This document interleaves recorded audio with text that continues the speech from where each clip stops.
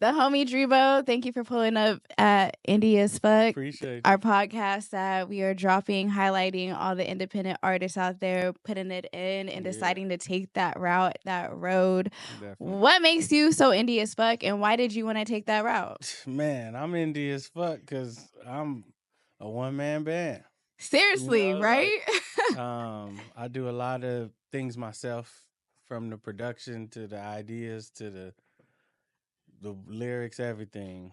So a lot of what you see that comes from me. So I would Right. say that's why I'm indie as fuck, because there's literally no machine and no team really behind me. Yeah, and the main part about being indie as fuck, I think, like, you can be independent, but it's just going hard for yourself. And I think you have been so consistent throughout your journey. Appreciate And one thing that I love, just doing my research on you, like your passion for football and how football like taught you so many life lessons and stuff. For sure. To even get to this point, like the work ethic of how you carry on with music, your visuals. Can you talk about that a little bit? Yeah, 100%. I feel like, I grew up playing football since I was like 7 years old up until like 24 or something like that. What position? I played DB, so safety and cornerback. Okay, who's your team real quick? The Broncos. How you feeling about the Broncos? We went to the playoffs for the first time in a while, so I'm like, I'll take it. I think it was like we went to the playoffs for like the first time in like 6-7 years. So okay, dope. I had something to cheer for this year, so that's cool. And we finally got our quarterback. Shout out Bo Nix, man. Okay. But yeah, like football was just my life. Mm-hmm. Prior to music, prior to anything, like it was consumed. It consumed me. It was all I knew. It was what I kind of dedicated everything to. And a lot of the ways that I approach music is how I approach football, and the work ethic you speak about, that like was instilled in me through my parents and then fostered through football, because I had to work to be as good as I was in football. Right. Okay. So obviously the Super Bowl is this Sunday, right around the corner. Who do you got on the Super Bowl? Man, right now? My heart think the Chiefs gonna three-peat, but I kind of think the Eagles gonna get them too, though. Okay. So I think it's gonna be probably one of the better Super Bowls that we've seen, but I'm gonna have to go with the three-peat. I think the Chiefs gonna get them. Okay, so this is like the first, like, honestly, like I swear to you right now, I had no idea who was even playing in the Super Bowl. So thank you for letting me know. I was just really excited about the halftime show. Kendrick is about to kill it, right? Amazing for sure. Right, put it on for LA. I think just with Kendrick's success, I think all of California wins at this point. He just got a Grammy last night. Like, him shouting out the IE, shouting out every single area. I'm like, we all win within this situation. And I think it like rises the bar in so many different ways. As far as like even like Tyler, so many other artists that are coming up right now. How do you feel about all of this? I think it's dope. I think it's something that's kind of been like brewing for a while now. Like, LA has kind of been teetering the taking of the torch line, you know what I mean? Right. I feel like there's always a season where it's like LA got it, then New York have it, then Atlanta took it, and it's just always kind of bouncing around. And I feel like LA got, or just the West Coast in general, got it right now, and it's our opportunity to really show what we have that they've been not taking account for, and then also what's coming next. Definitely. I feel like too, like an interview that I seen that you recently done. You did it like 2 months ago. He was a great interviewer. I forgot what was his name. The one that you just dropped. It was like he was a football coach, I believe. Ooh. I do so much. I know you do so. Yeah, you do so much. But anyways, so much stuff, I don't even remember. He was such a good interview. Talk about Rios? He has a think beard. He is actually. Oh yeah, that was the Rios one. Yeah, shout out to Ace Boy Rios. Okay, yeah, no, shout out to him. Yeah. I liked how in that interview you guys kind of touched on, like, in order for California per se to like take on like this role for music, like we all gotta like work together. San Diego, we got the Larry Junes in the 100%. Bay, and you got, just everyone kind of brewing right now. 100%. So I definitely feel like it's definitely our time, because New York, Atlanta, all these places have had it. So yeah, just going back to Kendrick being at the Super Bowl is about to be like an amazing time for Yeah, the it West is. I feel like Coast. he's gonna just expand on that camaraderie that's, like you said, needed. Like, it's needed up and down the coast from San Diego to Washington. Like, Hmm. we need to group Washington, Portland. We need to group all them in there too. Right. They got some shit, you know what I mean? So it's like everybody needs to be grouped into pushing this West Coast thing. Shit, Vegas, everybody. Who do you think he's gonna bring out? Like, I feel like I really hope he brings out Lefty Gunplay. Like, I feel like he deserves to say those 3 words I could on see him national doing that. TV. I think he gonna bring out the original TDE members. Like, Uh-huh. feel like he gonna bring out Absol, Q, J Rock. I think SZA, obviously. Right. Uh, I don't think it's gonna be too many guests though, because he got SZA. Right. I just think it's probably gonna be him, SZA, because they only got 15 minutes, so I think it's gonna be him, SZA, and then the original TDE gonna make an appearance. That's sick. I love to see it. I love to see it. But I also love to see like everything that you've been doing. Although we talked a couple months ago, like Yeah. you just do so much that I feel like it's just like a whole nother conversation because you've been dropping like crazy. And honestly, like I was talking to Jose about this, but I felt like with your journey and your consistency and where you're going, I feel like you're about to be, I mean, you're different than him, obviously, but like the new Blast or something like that. Oh, Like I appreciate I it. see you blowing up in that type of way. And I feel Appreciate like it. a lot of people are seeing that, like just around. Like every time I mention your name, everyone's just like, dang, like they always Appreciate it. bring it back to the time that you dropped literally a song a day for 365 days. That was So talk about that a little That was bit because crazy. that was pretty wild. Man, that was an experience. That's something that, in the moment of me doing it, I knew that it was for the future.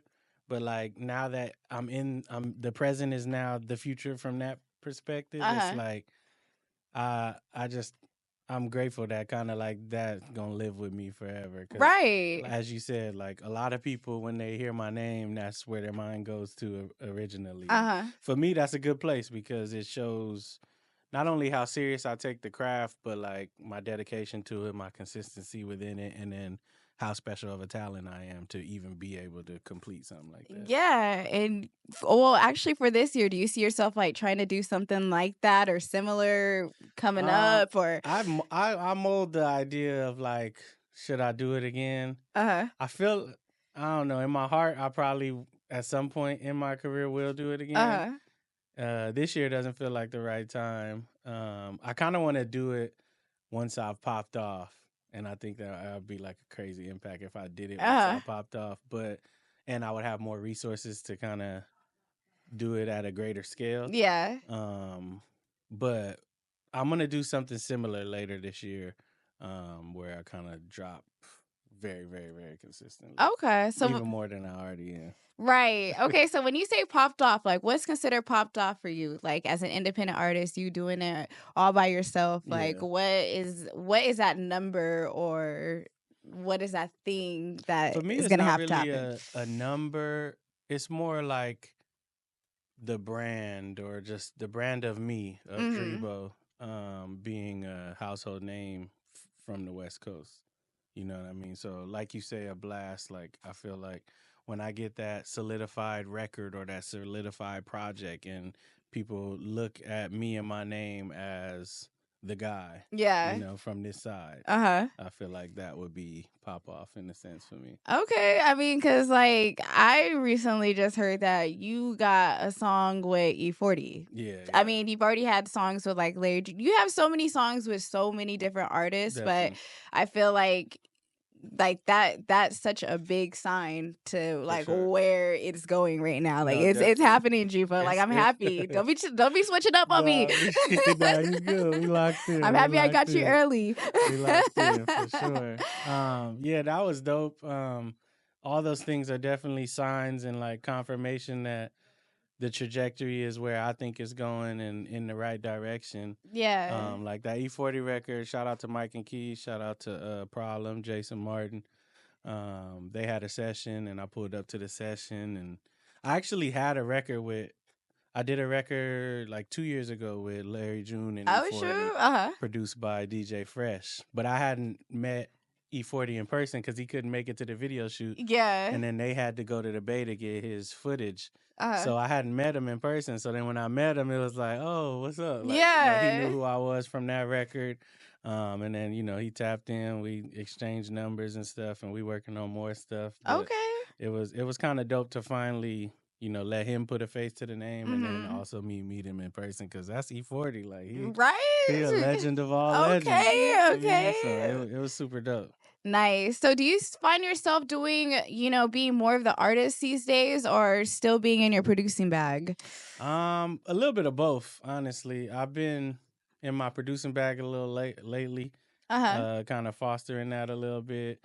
I really want to produce for other artists, so that's part why I've been kind of scratching that itch, in a sense of producing and making different beats, as well as directing artists and like how to say, what to say. I've been doing that a lot with a few different artists. So outside of stuff for myself, I want to in the future kind of work directly with artists and craft music. Okay, so are you also doing like songwriting too for other artists right now? Like, are you able to say some of the artists that you've been doing songwriting for? Is that like right now, not too many as far as me writing records for other people. There's a couple stuff I've worked on, but mainly it's me doing hooks. Okay, because you kill hooks. That's kind of my thing. Like, that's what I'm known for. That's like my specialty, in a sense. So I've been just dropping a bunch of different hooks off everywhere. Okay. A lot of them should be coming out this year, but you know how music work. You never know. Right. So, just moving in this independent route, you have to have a lot of faith. And I know that God plays like such a huge part within your life. Talk about that faith. Talk about like the struggles. Talk about the yeses, the nos. Like, it's a beautiful journey at the end of the day. But how do you stay grounded, within all of this? Man, it's very important to have faith, a belief in something. Yeah. I choose to believe in God. It's super important, because you have those days where you're human and you're gonna question yourself, or things may not be going at the rate or the pace that you want them to go, or they may not be happening the way that you envision them to happen. And so like, if you have a strong faith, it allows you to kind of fall back on something and kind of let you know that within this rough time or this phase where it's not what you want it to be, like, you have faith in God that the path you've traveled so far is still the right path. Exactly. Has there been like a time, I mean, I guess maybe last year or anything like that, you ever wanted to stop taking this route, or maybe think about something else? Or if you've always been just like, no, like, this is my God-given gift, I'm going to continue to do it. Yeah. Excel. There's been plenty of times where I've thought about stopping. A lot of it is just tied to me feeling like I should be somewhere that I'm not yet. Okay. You know what I mean? Which is me. Yeah. More so than anything else. And so I think I've never stopped, though. Yeah. So that's how I know, like, because there's other things I've done or started within my life, and I'm like, I've pivoted from. But the one thing I've started and never stopped is music. Right. No matter like how hard it's gotten, how low I've gotten, whatever the case may be, I've never stopped. So a lot of that tells me within myself and me knowing who I am, that this is what I'm supposed to be doing. Right. I was just talking to Jose today. I was just saying, like, because us starting, Indie as Fuck and having LRG sponsored, like, that's like a really big deal for us, sure. Just from like our journey of just, doing this. And it's hard a lot of times, sure. But one thing that we never did was stop. So, like, by default, it just led into that point.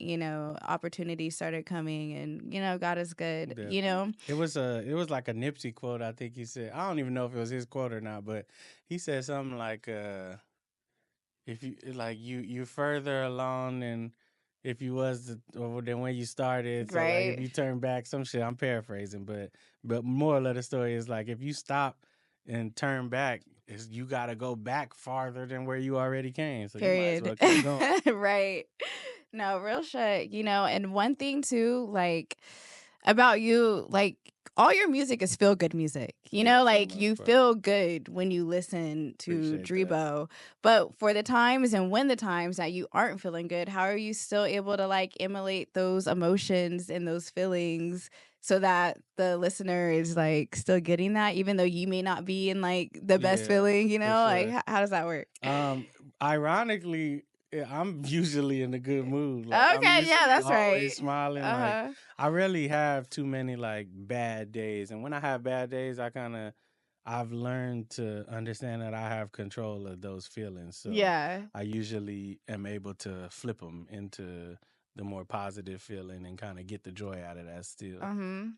So for me, I really like the way you hear my music is usually how I feel.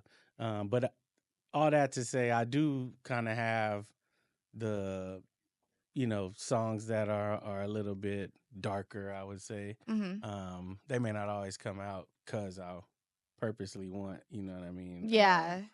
Feel good music out there, but it's there for sure. Okay, so do you have like a lot of songs that you just don't drop? Like, and what is okay? So what I okay, so I know you may not have been there mentally or like the way that you were feeling to want to drop it, but what makes you sometimes not want to drop a song? Like, do you show other people? Do you like getting validation from like your close peers to know that it's fire, or do you just like know and like this is a hit, I'm gonna drop it? Okay. I guess it's a couple different factors. If the song's unfinished and I move past the feeling, then that'll be one reason I don't drop a song. Another reason would be like clearance stuff with a producer or something, or somebody who I made the song with being an issue. And then the last one would be just instinct of just feeling like the timing of when I would drop it in that moment and then the type of record that it is. Yeah. But I'm not like one of those artists that are like afraid to be vulnerable or anything like that. And I feel like I still give that truth in my music. I just try to give it in a upbeat way still. Okay. Right. And I think we all like receive it. I think you're one of the most versatile artists out right now. Appreciate You know that. what I mean? Like you are just boundless when it comes to music, and I feel like your sound is definitely unlimited. Talk about working with Dr. Dre. Oh. Like that's pretty wild. Yeah. I mean, I haven't worked directly with him as of yet. I've worked with people around him. Shout out my boy Keon. Shout out to Truce. I've worked with them directly, and I've recorded at his house, which is a little bit of 6 degrees of separation. So I feel like eventually I'm gonna be on this radar. Oh yeah, no, you in there. You in there. So it was dope though. It was a dope experience. Shout out my boy Keon again.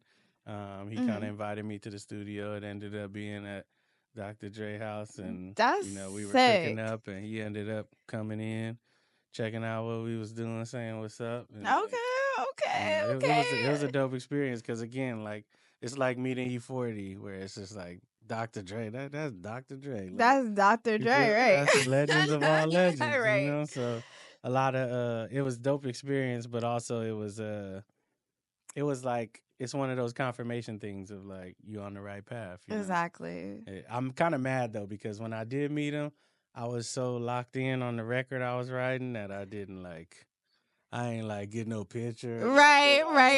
You know what I mean? Chop it up with him the way I wanted to. Right.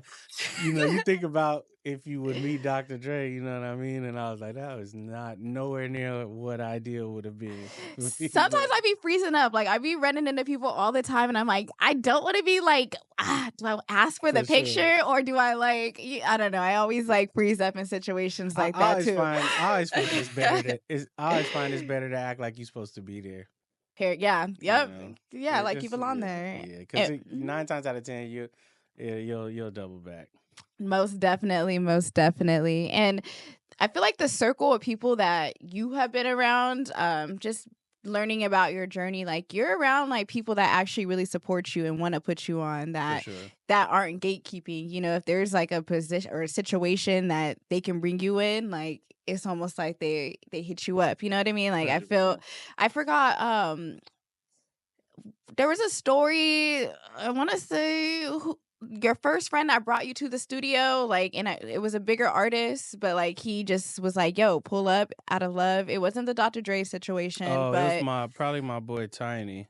oh yeah, Tiny. Yeah, There we shout out go, my boy Tiny. Tiny. Yeah, Yeah. Tiny. Yes, yes, yes. Shout out my boy Big Time. Yeah, when I had like first moved back to LA, because I was living in the Bay. So I went to school in the Midwest, Uh huh. graduated college, was living in the Bay for a couple years, Uh huh. moved back to LA, and then like a couple of days after I moved back, he was going to the studio, and he called me like, "You trying to go to the studio?" And I'm like, "Yeah, for sure." So then we went to the studio together. He was going with Q because he grew up with Q. That's his homie and Yes. stuff, Uh and huh. that's how I met Q as well. And then we go to the studio. It's at like the Alchemist house, and Q there, Action Bronson, Earl Wow. Sweatshirt, all these different people. And then we were just vibing out. Shout out to homie Budgie. We ended up everybody kind of just was in the studio, and then everybody just dispersed. Uh huh. And then it was like me, the homie Budgie, and the homie Traffic. We was just chopping it up, playing each other some music that we had, and Uh then huh. we made a song, and then that song ended up being the single on the Alchemist and Budgie's project Good Book 2. Okay, see Off that nah. one night. Okay, that's dope. Like I love that. Doubling back to when you were in college, what did you go and get your degree for, by the way? So I got my degree in technical communications. I went to a science and technology school, so Uh-huh. in called Missouri S&T, and I got my degree in technical communication. Okay. Do you find yourself like utilizing that right now or anything? Surprisingly, yeah, because a lot of it is being able to like convey clear and concise messages. Okay. So a lot of it actually aided me writing, and just like me Ah. being able to process my thoughts and convey them in a way that's like receivable. Because a lot of the degree is taking like complicated information Uh-huh. and then simplifying it for like everyday use or consume. Oh, okay. So that's dope. That's dope. I went to college for communications, like media. But I felt like I didn't learn as much in college. I was always more so hands-on, like For always sure. out in the field. But one thing that I could take from college is like the work ethic that it gave me to just 100%. like focus on something, long enough, like when you're studying and stuff like Definitely. that. I felt like it built me in a different way. So 100%. I organically, like, no matter what situation I'm in, like, I still kind of take like that work ethic, Yeah, that focus, discipline to, I can relate to that, especially because yeah, like as an indie artist, indie as fuck. Like right. you got to time manage, you got a bunch of different things you're trying to do and maneuver through, and a lot of that is like college where you got these different classes, or if you playing sports, you got these sports that you got to mix in, and you got to manage your time Uh huh. properly. You got to make sure you writing that essay enough for it to be, you got deadlines and stuff, so Right. it's kind of the same way as an independent artist. Right. Okay. So the question, which is funny, Jose, he works with Pun right now. Like Oh they, yeah, shout out Pun. yeah, shout out Pun. But Pun was like talking about you were like the only artist to like or personality that left like figgmunity, and you're still also doing like something big yourself, like like Yeah. you went and started streaming and like it's successful, Hmm. which is really funny. But what made you want to just start doing things on your own and like maybe taking that route in the streaming direction? A lot of it was just bandwidth. It was like I was doing a show on figgmunity. Mm-hmm. I was doing a show with the homie Tiny, the congregation, Mm-hmm. and then I was also doing music. I was working at my family restaurant. Like I was just Mm-hmm. doing way too much. Yeah. And so the end of 2023, I kind of was doing just a review on my life, my year, kind of processing everything that I got going and looking at the buckets that I'm pouring into, and Mm-hmm. I just realized like it's too many. Yeah. And it's Right. just like music started to take off in a new way, and I was like, all right, what should get the most? Uh-huh. And then came to the conclusion that I feel like with the moment that I'm in music, it Yeah. would be best for me to pour most of my energy into that. Uh-huh. And I think I did a lot of that last year, and definitely see the fruits of my labor. Okay, yeah, no, definitely. And I love how like people are now taking like the streaming route because I'm actually new to the situation too. Jose was the person that put me on. I was like, you need to start streaming more. And Yeah. I've always used Instagram as like my default, like, or my main platform for myself. But I was isolating myself from like the YouTubes and all these other platforms. So like I love how like artists or anybody can hop on there and like really create like a genuine fan base. You know what I mean? Sure. And 1000%. YouTube pays like once you build that up. So I'm like, Exactly. I feel like more people need to focus more in that No, direction, especially right? artists, because I feel like even with me is so last year I was streaming and I did an album on stream, and then I released that album, and then as I release it, you get all the people that watch me create it on stream be like, Nice. oh, I remember watching you make Yeah. this, and they have a different reception of the music too. Like, they're attached to it a little bit differently because Right. they literally watch me create it from scratch. Mm-hmm. So like with that industry plant project that I dropped where I produced everything, like I just went on stream and I created it from scratch. So from the artist perspective, it's good because you can create like your own community, Right. that's attached and centered around your music. Mm-hmm. And then streamers are like the biggest thing right now. Right. Like, you look at Kai Cenat, you look at all these different people, they're like the biggest thing. And artists have always typically been the biggest thing. The music is one of the biggest things. So if you combine in both worlds, if you foster it properly, it's just gonna be beneficial. Yes, yes, yes, yes. So I know you've like you said, you actually sit down every year and analyze like your plans and your goals and how you're gonna move for the next year. How are you moving this year in 2025? Just with a lot of intention. Like, Okay. I mean, I've always been intentional, but this year even more, just kind of really specific on the things that I want to do and the places that I want to go, the goals that I want to achieve. Like, I did a vision board this year, and like everything was really like very specific.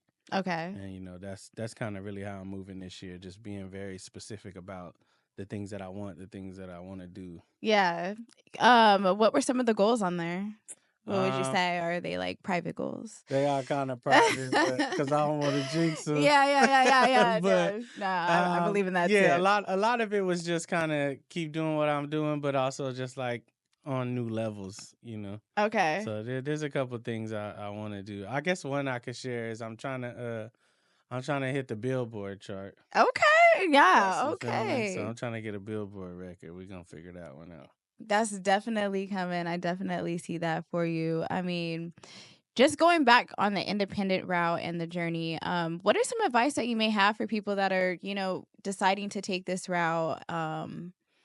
What are some pros, some cons, and some shortcuts that you might have discovered along this journey that you can give? I'll start with the cons. The 'Kay. cons is more work, Mhm. a lot more work, because a lot of it is on you. Uh-huh. So you have to do the work.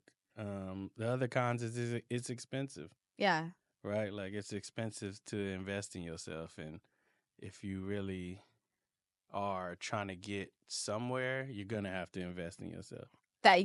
Absolutely, and I feel like one thing that people need to, I don't know if they're just too cool to have a 9 to 5 or whatever, or just have a job, you know what I mean? Like, It's only gonna help. it's only gonna help, you know what I mean? Like, For I am sure. never too prideful to have a job, but my job is gonna fund, this so that one day this could be my job, you know what I think a mean? big misconception about that too that people sometimes don't realize is like if you have a job while you're pursuing something, like especially music specifically, Uh-huh. like it's only gonna give you more opportunity to promote to people.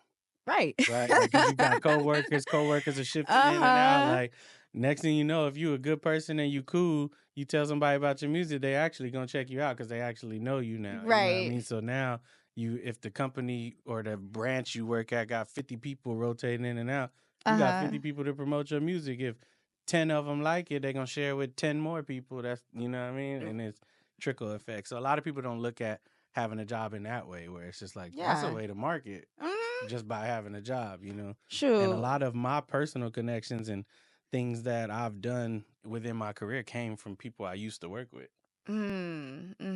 That's super sick. That's super sick. Yeah, I mean, I just recently saw a clip of like the one of the members from Mindless Behavior, I think. Okay, Remember yeah. that group? Yeah, I remember that group. Yeah, and someone like got him like working at Amazon and people were like shitting on the fact that he was doing that. And I was just like, like he's getting his money, you know what I mean? And he's like funding what he's doing and there shouldn't ever be an issue. And shit, if he's working at Amazon and telling all those people at the warehouse about his there's so many people that work there, right? And That's some hella people good just, promotion. at the end of the day too, it's just like we all can't be Kendrick Lamar or Tyler the Creator or Doja Cat, whatever. Like it might not work out the same way for everybody. So it's like if people got to pivot and they got to do what they got to do to, have a livelihood, like Right. you can't really frown upon that, because at the end of the day, it's like it's life. This shit could turn upside down for any one of us at any moment. Yeah, most definitely, most definitely. What are some stories that, or let me rephrase that. What is the story behind some of your most memorable lyrics? Because I know that you do talk about things that are relatable to yourself, but Ooh. Damn, that's tough. I got so many lyrics. You do. Like, how do you be coming up with all these hooks too? I don't even know. I'm trying to think of like a story behind a memorable lyric. Damn. I'd have to go through some lyrics. I write so many lyrics. It was literally just the other day, one of my homies sent me a song. I'm like, when the fuck did I do that? It was like an unreleased song that I sent a long time ago. I'm like, damn, I don't even remember when I did that. So if we were trying to come up with a jingle for Indie as Fuck, like what comes to your mind if you were to just like, I don't know, just create something like? If I'm just thinking off a whim right now, I would think to like sample the Webby INDEP. Okay. Yes. Flip that as like an intro song. Okay, we might have to bring you on for that or something like that. We can put something together. We are looking for a theme song. Okay, no. I'm gonna work on that. Watch. You gonna see? I'm gonna just text you like, hey, oh my goodness! Now you would like literally make that would be so amazing. I'm gonna work on one. I got you for real. We appreciate you, Dreebo.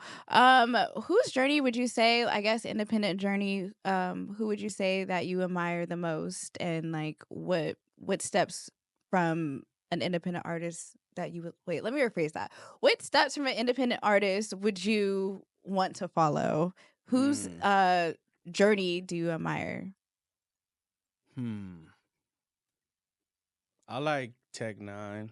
Oh, sick. That's a good one. I think he probably did it one of the best ways, of anybody. I like Larry June. The way he's done it seems like he not only I've known of him since beginning, so it's like knowing that he came from the ground up, and it's from the outside looking in, it appears that he makes smart decisions with his money too. I think I could commend that, and that's something that I know I would do as well.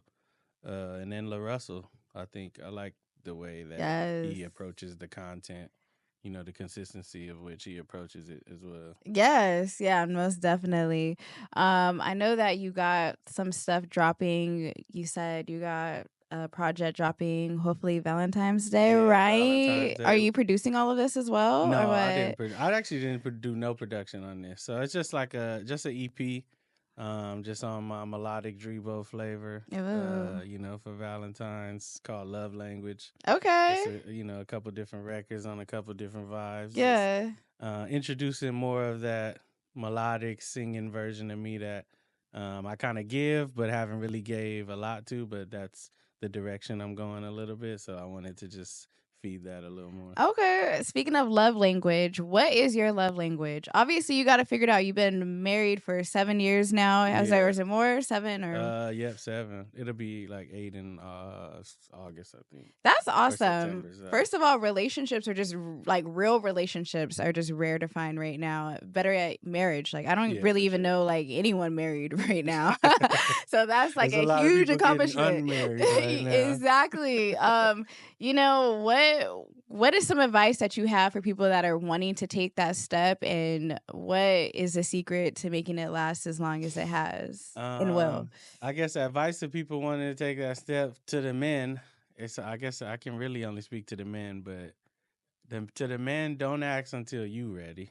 Okay. Right, because that's the one thing you can control. Like, Yeah. she not gonna ask you, and if you the one that's gonna ask, like, ask when you're ready. Right. But then also on the flip side of that, don't wait for the right time, because there's no such thing as the right time. Mm-hmm. You know, so just make sure you ready. Whenever that right time is, you feel like, then you do it. Yeah. And then as far as just sustaining like a quality relationship, to me, it's work, right? Like approach it like you still have to earn her, even though you got her. Like, just because I got married or I asked her to marry me and she said yes, that don't mean the work is over. Right. Right. Like, I still gotta earn her.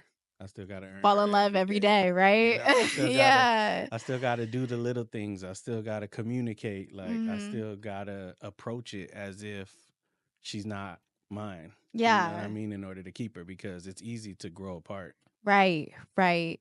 And I think with just being like an independent artist and like having that partner, like sometimes for me, like maybe this is like a trauma that I need to get over, or like put this out of my mind, my subconscious mind, because I don't want to attract this. But I feel like just because I'm like on my come up right now within my career, I feel like getting with someone may like stop, or I don't know, like I just don't know what direction I'm gonna move in, and I don't know. I'm just like a little like. I mean, that's a fair feeling, because it could, right? Like, if you get with the wrong person on this journey, it could stagnate you. Exactly. But then if you get with the right person, it can elevate you. Right. So it's almost like being open to it and then trusting your judgment. And then if your judgment is off or wrong, just taking accountability that you made the wrong choice and then move on from it. Like, a lot of people blame the person they chose and not themselves for choosing that person. Oh. You know what I mean? Talk to them. So it's like sometimes we got to take accountability. It's your fault. You made the choice. Did nobody tell you to have a baby with this person or marry this person or be boyfriend, girlfriend with this person? Like, that was a choice you made. Right. So therefore, you have to accept that you made a bad choice and try to make better ones in the future. Talk on it. Talk on it. Right. That's very important to choose your partner, and also just to like have God in it. I think like I love. 1000%. Yeah, I feel like right now a lot of people aren't looking at it in that sense, which is why sometimes you get caught up in all this like 100%. trauma and traumatic relationships and soul ties with people that you ain't trying to be tied to. Yeah, God has to be a big part. Marriage is, like we literally, I know with my marriage at least, or my wedding, we're quoting the Bible during the ceremony. So it's like you also have to honor that in the regular life. That doesn't just stop because you got married. Right. No, very true. Very true. So I know that this year is going to be amazing for you. I mean, I've seen you're collabing with so many dope people. The ATM Danny collab was pretty dope. Yeah, shout out ATM Danny, man. That's my guy. Yeah, how was that? Maximo too. It was dope. Shout out my boy Maximo, his manager. Okay. Yeah, I know him. Him and his production company shot the Shut the Fuck Up video. And so I've known him for a little bit. What's been kind of put on to Danny through him for a while. And then, they finally kind of had a record that they felt like made sense. And, invited me to the studio. We came, chilled, cooked up, and, been locked in ever since. We actually got another record that's dope, too. Okay. I don't know when he's going to drop it, but that one's fire, too. Looking forward to that. When you're in the studio with other artists, like you may not have even met them until like the day that you're in the studio. How is that vibe? And like, do you still keep the way that you, I guess, like write records and then try to, I don't know, and correlate? How does that work? It's cool because I'm like, it goes back to football, right? Like, I know how to be a team player. Okay. And I know how to like be a role player as well. So yeah, I kind of come into the scenario, I feel it out, just vibe a little bit. If it's a thing where it's like they got the song already ready and they just got my part blank and I got to do my part, then I do my part, and then we kind of see where it goes from there. But I'm also like, depending on the setting, I'm not hesitant to give my ideas. Okay. Because some people be a little wishy-washy about ideas, and then I'll kind of be like, hey, I got an idea. I don't know if you want it. Yeah. Let me confirm first. But other times I'll share them if I know that the artist is receptive to that. Okay. And then kind of, because I'm a producer artist, right? Like, I really pay attention to arrangement. I pay attention to layers. I pay attention to so many different things within a record versus just my lyrics. Right. So a lot of that comes out when I'm working with artists. Has there been a time where you like fully disagreed on a record and you just couldn't see eye to eye in the direction that it was going? Not really, honestly. And I think it's because I'm so versatile. Like there's been times where people bring me records and I'm like, that ain't for me. And then it won't even get to a point where it's because I'm just not even gonna write to it, or I'm be like, let's just do something else because that's not for me. Aside from that, I don't think so. I don't think there's really ever been a situation where it's like I've done a record and then I hate it but they love it. Yeah. Back and forth. I don't think I've ever happened. What records are just not for you? Like what records do you just kind of refuse to like maybe be on? It just depends sonically how it sounds, and then context too. Okay. Like if it's like super fucking like drill type shit or street driven, that's just on brand. That's not really on brand for me, so I'm not really gonna go that route. But most things I'm open to. It's just really about how it makes me feel and then the context. Like the context gotta fit what I usually talk about because that's what I'm gonna do on the record. So it's like if you're talking about bang bang shoot 'em up, like it's not gonna really make sense for me because I'm gonna be talking about uplifting them up. Yeah, right. No, real shit. So the last question that I do have for you, Dreebo, because I do feel like it's already happening for you, and I feel like 2025 is your year. Appreciate if that. Pitched to go mainstream and maybe signed, would you still continue to say indie as fuck? I'm not opposed to signing. So yeah. It just gotta make sense, right? Like there's a lot that I do myself and there's a lot of things that I have put in place over the years that have kind of fostered my trajectory and things I've been able to do. So for me it's like I'm not opposed to signing to a label, but it's also about what can you provide me. Gotcha. And then that has to be worked into the deal, right? If you're just providing a budget for marketing and putting my shit out, getting my shit gone, and then I'm in control and responsible for creating the music, that makes sense. But now if you're trying to take everything and I'm, responsible of creating the music still, it doesn't really make sense. So I think it just depends on the deal, depends on what's presented and, how it goes. And also interest too, right? Like I've had a couple label talks and it didn't really feel like they were interested enough in me. And I just understand I understand hearing stories of like a lot of disgruntled employees in a sense where artists are like, F the label, this, that, and that. And I'm just like, if you don't show me you want me in the beginning, then I have the likelihood of being a shelved artist, which is going to be hard for me because I like to drop a lot of music. Oh, yeah, for real. It just got to make sense. Yes. Well, thank you so much, Dreebo, for just coming on Indie as Fuck, telling us about your indie journey. And yeah, it was really good to see you. You as well. Any performances coming up? Yeah. I'm working on a show for summer. So last June I did a night with Mr. 365 and the homies. So gonna bring that back this coming summer. Okay. Just solidifying the venue, but looking at like sometime in the summer. Okay. June, July, August, somewhere in there, maybe September. Summertime in the land. Yeah. Okay. I might have to get you the host. Oh yeah, I'm down. I'm definitely down. I'm definitely down. We gotta put that together. Heck yeah. Well, thank you so much for coming on Indie as Fuck, sponsored to you by LRG. And we always gonna continue to stay Indie as Fuck in our walk. Yeah. Peace, y'all.